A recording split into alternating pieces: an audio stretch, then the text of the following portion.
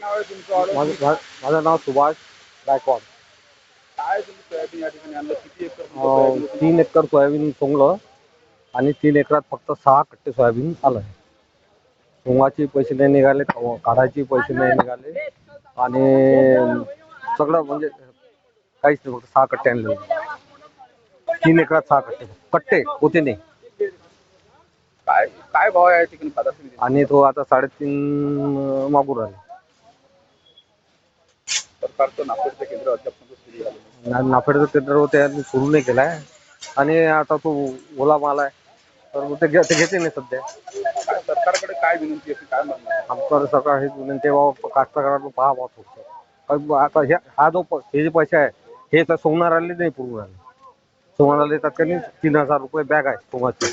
3 एकराला 9,000 रुपये त्याचे लागले, काढाचे लागले. समजा ट्रॅक्टर हे काय आणलं त्याचे 2,000. असं फक्त काढाचे न्यायचे 12 ते 13,000 19 लागले. आता किती पैसे भेटतात काय म्हणून एवढं याच्यावर आहे. काही दिवाळी नाही. हे आमच्यापेक्षा जे सोंगणारे आदिवासी लोक आहेत ते त्याची दिवाळी चांगली होती, पण आमचं जास्त करायची नाही. काहीच नसतं, पूर्ण आधारात दिवाळी. दिवाळी तोंडावर अशा सोयाबीन मोठ्या प्रमाणात बाजारात दाखल झालेला काय सध्याचे भाव आहे आणि नाफेडचं केंद्र सुरू झालं का? अद्यापर्यंत नाफेड केंद्र सुरू झालं नाही आहे आणि सध्या मावचर माल येत आहे. सोयाबीनचे ॲव्हरेज पण नाही आहे. 1 ते 1.5 असे शेतकऱ्याला ॲव्हरेज बसत आहे आणि 3,000 ते 4,000 पर्यंत सोयाबीन मार्केटमध्ये भाव चालू आहे. आणि हमी भाव नाही आहे. हमी भाव आहे 5,350 रुपये आणि हे सध्या मार्केटचे भाव चालू आहे 3,000 ते 4,000 रुपये त्या दरम्यान सोयाबीन चालू आहे. सध्या आता कास्तकाराची भीषण अवस्था आहे. शेतकऱ्याची दिवाळी अंधारात आहे.